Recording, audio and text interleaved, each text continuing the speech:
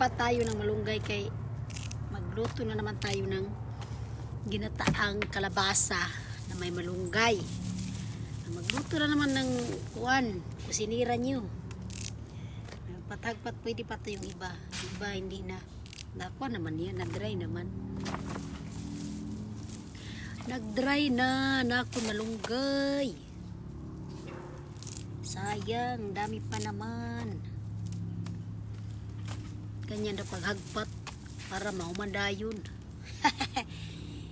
Kasarap kay mayroong bulaklak.